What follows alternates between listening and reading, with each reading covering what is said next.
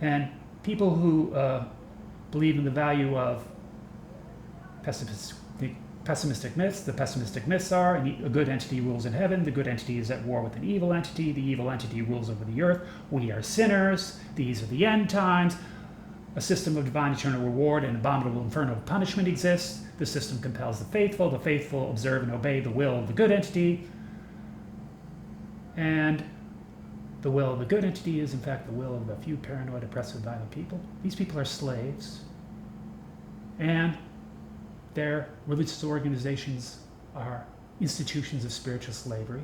Their set of sacred scrolls is a manual for enslaving communities of faithful believers to the will of a few paranoid, oppressive, violent people, and religious authority figures are basically slave drivers.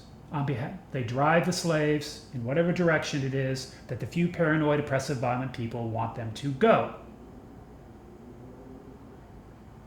This does not mean that they've completely captured their souls, that they've completely taken over control of their bodies.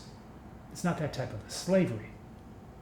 It's just in important moments when the few paranoid, oppressive, violent people want communities of faithful believers to do something for them. That's when the slavery kicks in. That's when they're going to have religious authority figures saying, well, the will of the few paranoid, oppressive, violent people is in fact the will of the good entity, and you better do the will of the good entity because that's the only way to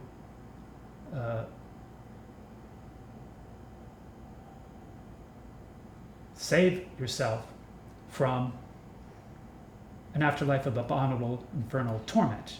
That's the only way to have any kind of hope of being elevated to a place of divine eternal bliss in your afterlife. So this is slavery, basically. And the interesting thing about it is,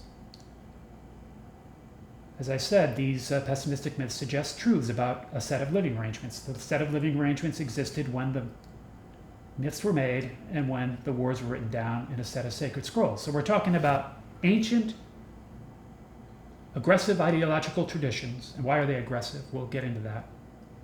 That originated before the establishment of ancient paternalistic theocracies. Why are they aggressive? Why are they aggressive? And how are they aggressive? What am I talking about? Well, they're aggressive in terms of working, fighting, and outnumbering competition. And why is that? Why are they aggressive about that? Working, fighting, and outnumbering competition.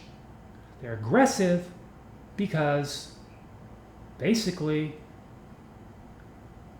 aggressive ideological traditions have been selected for by the soul spirit. People, begin building their society, they build it around a pessimistic myth. The pessimistic myths are whatever. And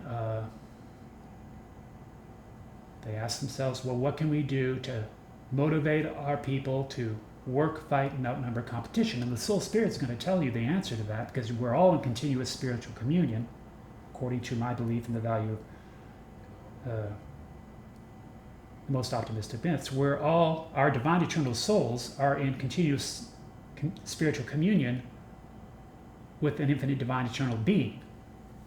So that information as to how do we best motivate people to work, fight, and outnumber competition will be given to people who believe in the value of the lie. The lie is that these pessimistic myths are truths. And so over time, they will change these pessimistic myths such that people end up channeling all sexual energy into sex for procreative purposes. They work all the hours of the day from dawn to dusk. They fight against anybody who's not doing the same thing and fight against anybody who's not believing in the same way. And so this ends up creating a bunch of people who behave like racist, fascist warmongers, right? Because they're at war with outsiders, and they think they're on a holy war, that their mission is to save as many people as they can through indoctrination, right? salvation through indoctrination. And that's a losing proposition, by the way. And let's contrast that to a belief in the value of the most optimistic myths. The most optimistic myths include: we are saved, we have been saved, we always will be saved.